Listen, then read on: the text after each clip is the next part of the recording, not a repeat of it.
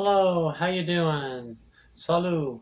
I am the Rasta Witch, where we learn the way of the Yansui Rasta, which is to say my kind of Ital. Please subscribe and begin your own kind of Yansui witchcraft. All roads lead to Rome. Home. Okay, this video is will be part of my shortest playlist, which is just about me, all about me, I guess I'll call it. Um, and that way you can know where I'm coming from. It's relevant to people. It's just the way the human works psychologically. You know, you want to know who you're listening to. Do they have a degree? Do they have a reason I should be listening to them? Things like that. Like, where am I coming from? So I already did a video on my life story, and I tried to keep out my interest in theology and everything and what I've studied and that. So this is the one that I promised in that I'll do about that. Okay, so I grew up in a Mormon home. When I was a kid, I was a loner. I loved animals, and I didn't really, I didn't socialize much. You know, I grew up with sisters, three sisters. I'm the oldest of the family, and eventually a baby brother, but it was only four when I moved out. So most of my memories growing up were with my sisters. So I grew up in a house with leotards and dance shoes, and you know, my mom played piano, and I played guitar, and my sister played violin. Two of my sisters played violin. Everybody but me played piano. And things like that. My dad was a workaholic, so he was rarely home, but my dad, when he was home, would take me to work with him, and I worked with him. So my dad converted Mormon to marry my mom, and his family's Catholic from Salem, Massachusetts. So that brand of Catholicism is described by people as being more superstitious. I disagree. I actually feel like I take after my grandma on that side of the family, my dad's mom, who has been described as superstitious, but she's not around anymore. But uh, I just, it's not true, you know?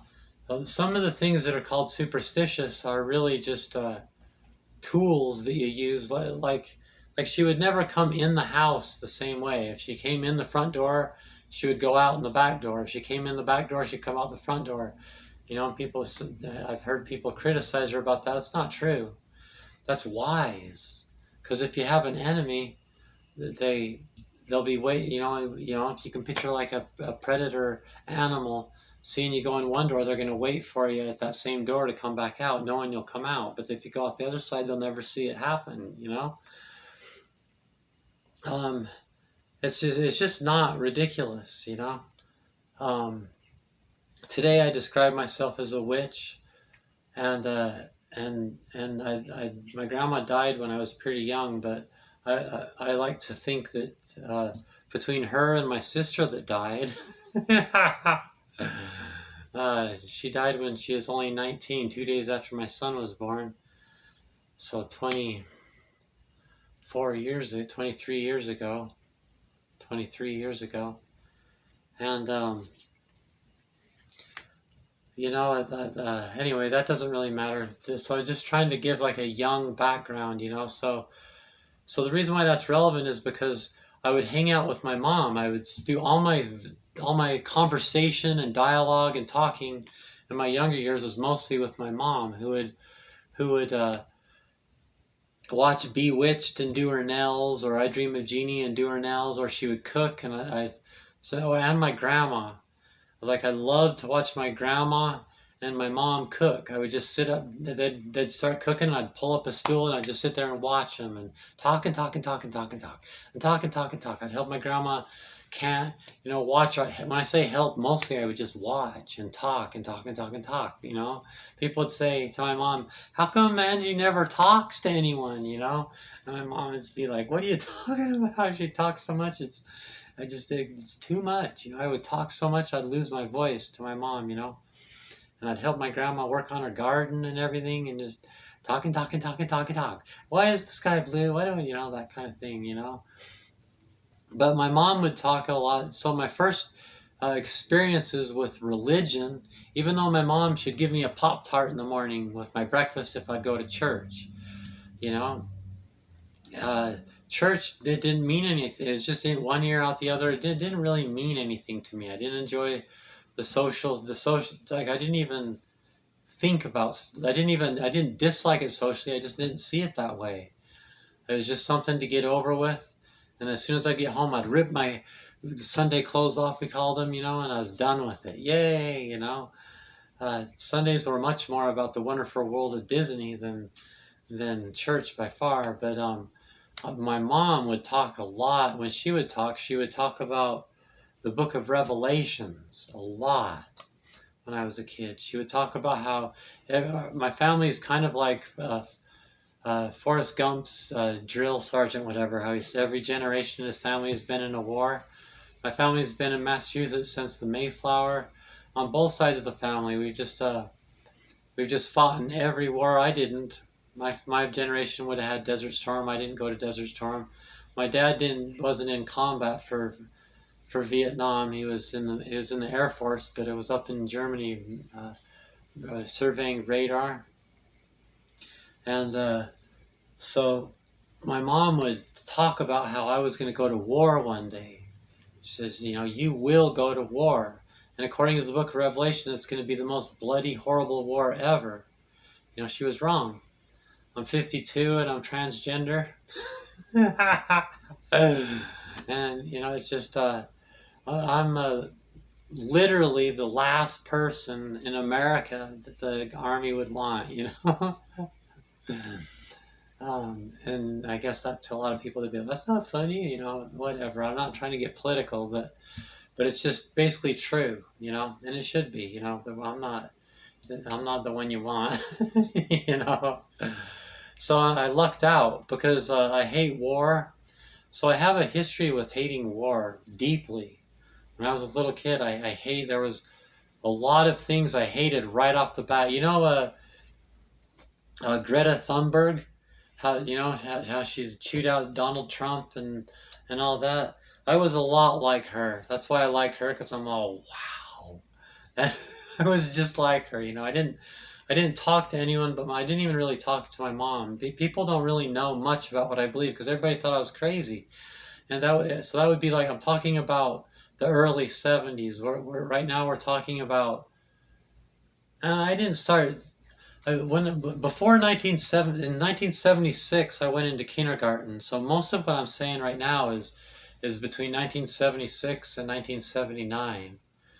Is what I'm taught is the time I'm talking about now. Before 1976, I was I was not even close to thinking about this subject. All I cared about was Treasure Island and dogs. The only thing that's 100% consistent, no matter what age, is my love of animals and nature. It doesn't matter. Even when I was a baby, I probably liked those things. I grew up working on my grandpa's ranch, so I was around a lot of animals. I always had dogs and cats. I had a bunny rabbit when I was 5 years old and things like that. I had gerbils. I bred gerbils for a while. And am I missing anything? I don't know. But yeah, I always loved animals.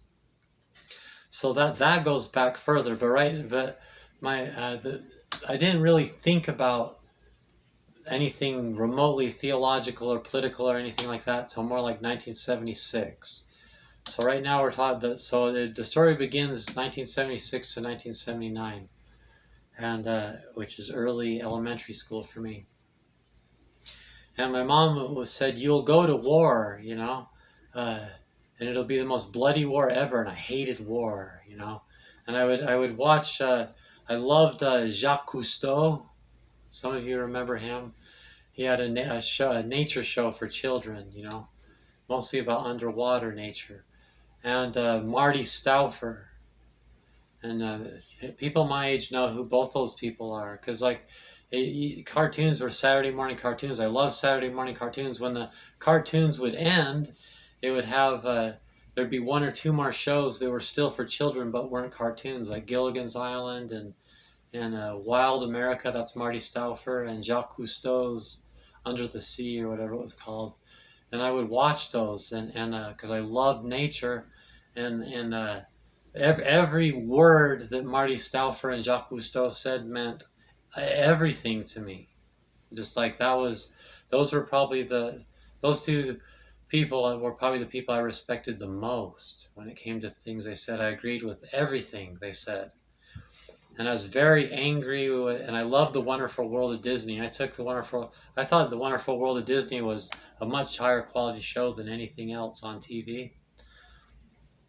We also loved Charlie's Angels. Like I said, I grew up with sisters, and there were some shows we'd watch as a group, but what really meant something to me was the Saturday morning cartoons, Wonderful World of Disney, and Marty Stauffer. So that's where maybe I had my references and everything. But I remember once I confessed that money's fake. I said, I don't believe in money, and people would say, what? I said, money's a lie. Like if they needed more money, they could print more of it. I said it's a lie, and everybody just lost respect because I'd say things like that. Nowadays we know that's true. We don't have money to represent all the gold in Fort Knox and stuff. Today there's documentaries about it. Look it up. Literally all the things that everybody thought I was crazy about now are just things people know. I was right. And no one remembers that. They still think I'm crazy, kind of, And, people, there aren't very many people that know me from that long ago, But I remember, and I still am the same person, and I was right about everything. And I still hate war tremendously. It's probably how I ended up a Rasta. Rasta is a very anti-war perspective to be coming from. Very focused on that war is a dumb idea. That's a big message of Rastafari. And I saw Roots, and I saw the movie Jesus of Nazareth. Jesus of Nazareth is the Bible to me, pretty much. But I've studied the Bible. You'll see. I'll show you my Bible because that's all, and you'll see that you'll be able to tell that I've spent a lot of time studying the Bible, more than most people by a long ways. I had a 10-year period of my life where I studied and prayed and meditated all day long, like every spare second. I carried books with me everywhere so that when I was on break or in commuting or just every second, so I could fill every second with learning about these things. And I call that the school of religions. I call that era of my life the school of religions. Is very condensed, but I never really stopped. But I didn't really care about religion. I cared about witchcraft. My grandma came from New York, the one from Salem, Massachusetts, and was shocked that in our kitchen we didn't have a kitchen witch.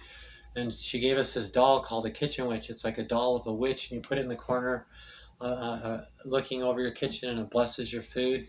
And nobody else remembers it but me and my family, but it meant a lot to me. And I love The Wonderful World of Disney, and I ran outside and got a broom once and thought I could fly, but it didn't work, but I still just didn't. I've always wanted to be a witch. And so that's like 1976 to 1979. 1980, I moved from that area. It's easy. I moved around a lot as a kid, so that's why you're all, how do you know these years? It's not that hard. When I said I'd watch my mom do her nails, it's because I can still remember that I was in her bedroom, the bedroom where we lived between 1976 and 1980. So it's not that hard to figure out. And the kitchen with the kitchen witch, that was the kitchen in that same place, she must have thrown it away in the move, But anyway, so that's my roots. And I would describe myself that's a big deal because growing up, I went through an era, like after that and all the way till kind of recently, I disconnected with that and grew up. But right now, I'm back, I'm more of a witch, and I'm more like I was back then at the same time. I was right about everything, really. I took it a little bit too far, and I talk about that in my life story video. I pretty much vowed, uh, uh, and I still kind of am sticking to that. Not so much that I'm sticking to Satan or anything like that, but witchcraft and many of the things about my life would be described that way by fundamentalists. Okay, so then I didn't have any interest of between 1980 and 1987. I didn't have any interest in religion, and between 1986 and 1988, I was a rocker, but then I found the Grateful Dead and LSD, and I started painting flowers. I'd draw peace signs and favorite bands on my hands and on my shoes, and I would get that the acrylic paint, and I'd paint flowers and peace signs all over my hat and all over my clothes and everything, and in many different areas. I've moved around a lot. They've nicknamed me Hippie. That was my street name in more than one town that I've lived in. I just became, as soon as I found the Grateful Dead, till this day, the Grateful Dead are one of my favorite bands. I couldn't tell you my life story and not mention the Grateful Dead and be accurate in any way. The Grateful Dead was one of the most influential things in my lifetime is the band The Grateful Dead from the 60s. I love the Grateful Dead, the Beatles too. So I really became submerged in Beatles, everything Beatles, and the Grateful Dead. And I go to Grateful Dead concerts and drop acid. And I dropped acid in school a couple times, and I wanted to drop acid in every type of situation and everything like that. And I went on started going on these LSD trips about home, and that's why in my opening thing I say all roads lead to Rome. Home.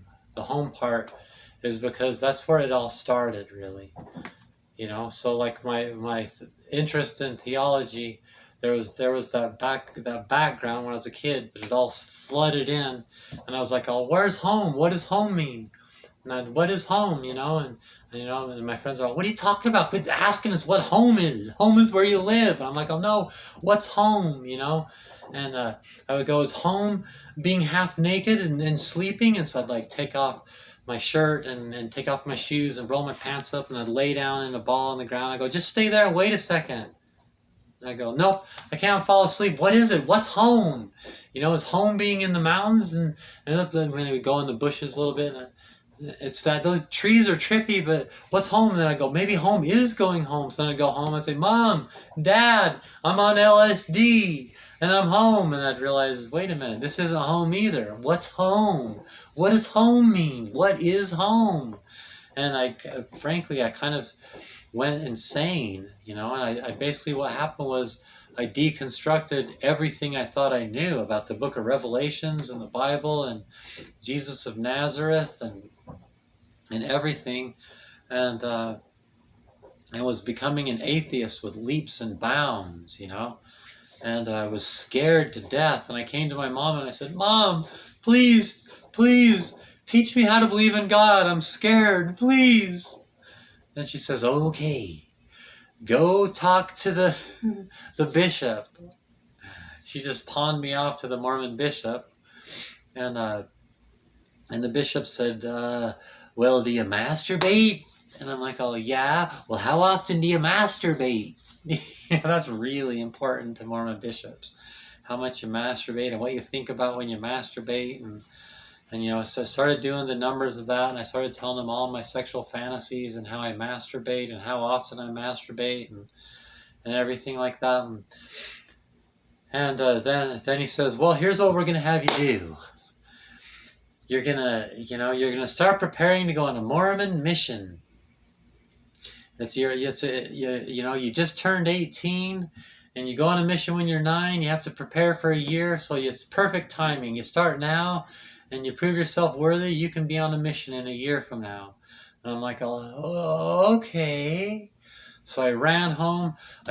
Threw away all my records. I had a huge record collection of Satan music, and tore all my posters off my wall, and cut my hair, and threw away all my Iron Maiden and Dio shirts and Van Halen shirts, and then I became an overnight Mormon, and I was given firesides. They're like, "Oh wow, this is the greatest conversion story ever," and they'd have all the kids grouped together, and we're having a special speaker tonight, and I would give speeches about how drugs are bad, because I was like the drunk of my high school, and I drop acid in school and everything, and I'd jump the fence and go get stoned, and I'd smoke cigarettes in the parking lot. Nobody even knew I was Mormon one day, and the next day I wouldn't talk to my friends. I started hanging out with the Mormons. Suddenly my favorite band was Oingo Boingo, which was my sister's favorite band. I would like steal her tapes and say, "I'm an Oingo Boingo fan," because my sister's friends were all Mormon.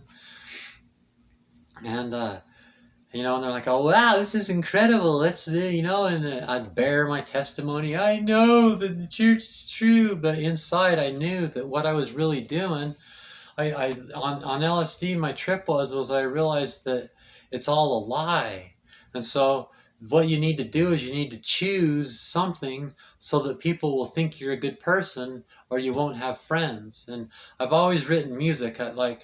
Till this day, I've got 5 albums, I started writing music. Like my first song I wrote, I was 14 years old. It was called The Hair Scare. My mom and I got along good, but I always wanted long hair, and she'd say, "No, you're a boy." She wouldn't say that, but you can cut your hair, and she would literally chase me around the house with scissors, and so my first song was called The Hair Scare. That was like age 14 probably.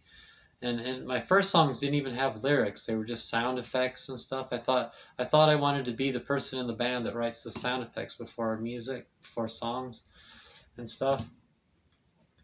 But I made an album as this was happening called The Lone Man, and it was about how that if you keep up this whole hippie business and rocker business and smoking cannabis and LSD and all this, you're going to end up a lone man, all alone.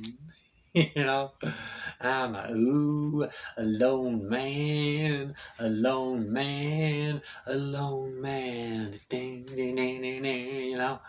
And so that I converted Mormon, so because it was fake. I didn't really, nowadays they say keeping it real and stuff like that, but I didn't know that people wear masks. I just didn't realize what I was doing. What I started doing was I was masking this. I was creating this mask that I would wear,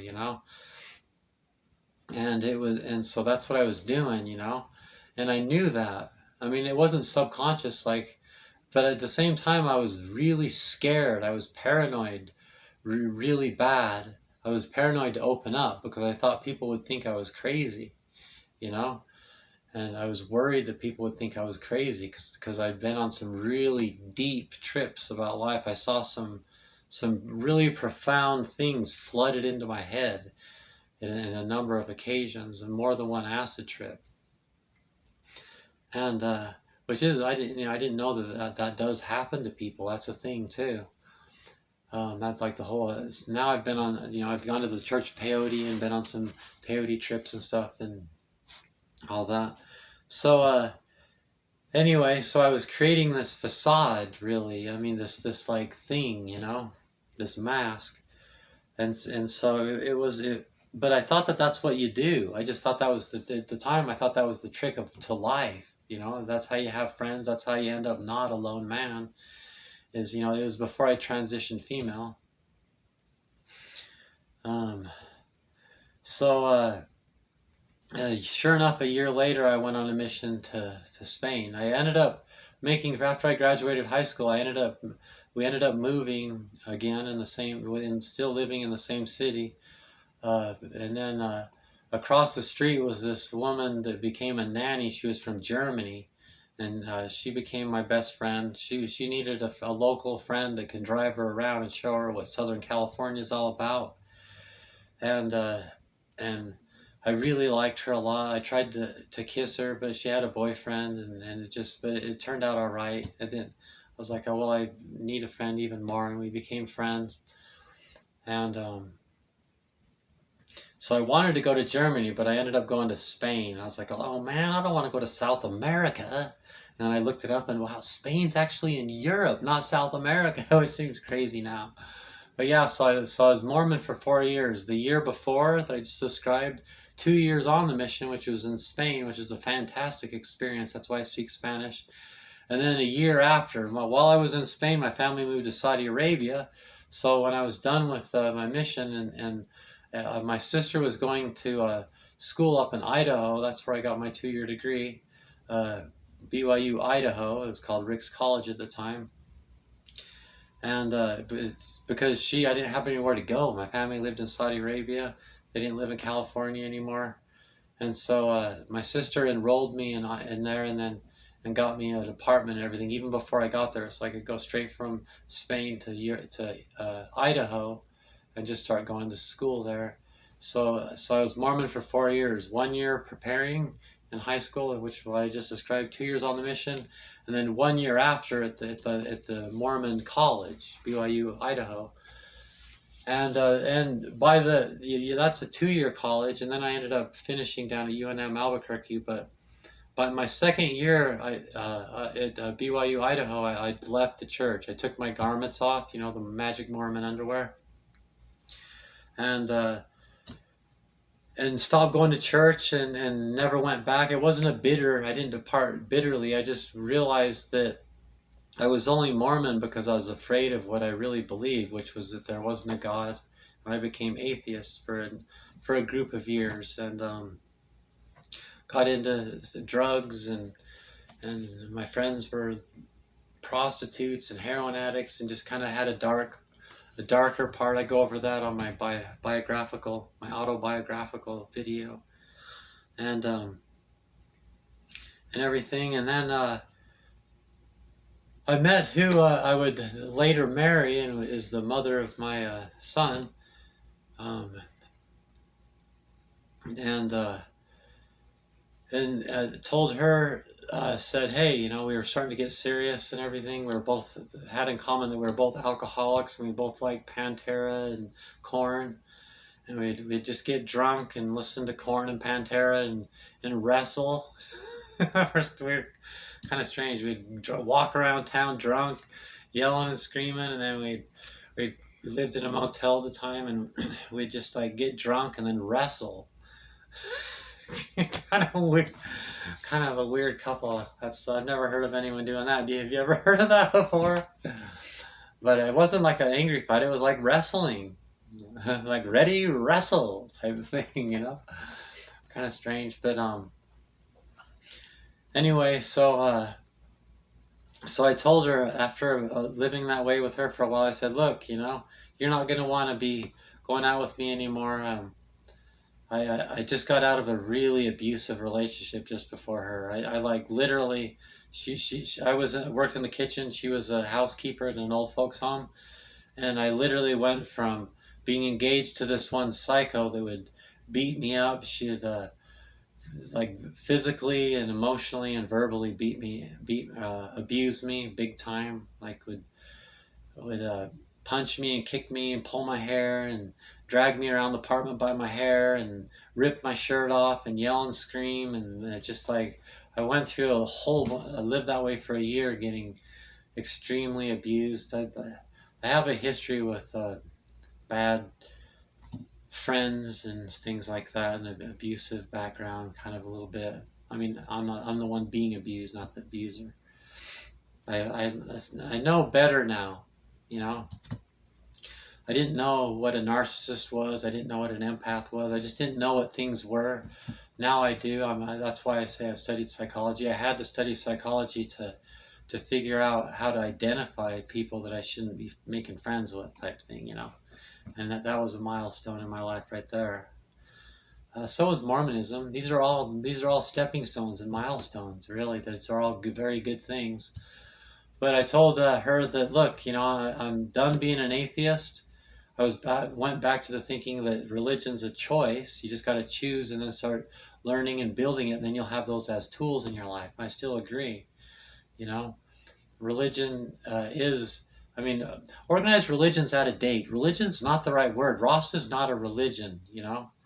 But in the lifestyle of Rastafari, you pick and witchcraft. You pick tools, magical tools that are links to things spiritual, you know, kind of like an ink blotch test for, you know, the Rorschach test for psychologists. You know, that would be what I'm calling religion. You know, the ink blotch test, things like that. So anyway, so I told her, look, I'm gonna start studying. I knew that for me, cannabis, you know, is I guess I have to tell you, I was gonna kill myself just before I met her. Actually, I was literally killing myself. I was like moments from dying, and I said, oh my hell. I was an atheist, but I decided to pray anyway, and I said, look, okay, I'm about ready to kill myself. If there really is a God, you better give me a reason real quick, or I'm just gonna I'm doing it this time. I'm going. You know, amen. You know, and then right away I got the idea. Hey, it was as if a voice said, you know, people say that, but it's true. You know, hey, do you like smoking weed? I said, you kidding? Smoking weed's like my favorite thing to do, man. What are you talking about? I've always liked smoking cannabis better than anything. And I said, well, then why don't you just stay alive just to smoke weed? Is that a good enough reason? And I said, you know what? You're right. You're right. Why don't I just stay alive just so I can smoke weed? That is a good enough reason to stay alive. So so but I didn't. I just kept it in the works. I was like, oh yeah, and then I don't want to give you ideas of how to kill yourself. I just stopped doing it, and then right ended up breaking up with the crazy chick, and then like the very next day went on my first date with who would later become my wife and the mother of my child. Um, uh, but so then you know, I kind of like sowed these oats with her. I'm not sure what to call it, but then I said the time point came where I said, look, I'm done. You know, you better like reggae music because you know, I need to study this Rastafarian concept. I knew that I used to work in a shoe store. You know, as I was preparing to go on a mission, I worked in a shoe store. I was actually the second best salesperson in the whole country. You know, because I grew up in a family of sisters, and I knew how to sell shoes to women. But yeah, was a shoe salesperson, and the manager would always play reggae music, you know, and I was like, there was a part of me going, wow, you know, marijuana's their religion, you know. I just kind of put it on the back burners, and it surfaced up. I'm like, oh, I'm done being an atheist. I'm done just mindlessly being drunk and all this. I need more purpose in my life. I'm going to study this Rastafari thing and figure out why they call marijuana their sacrament.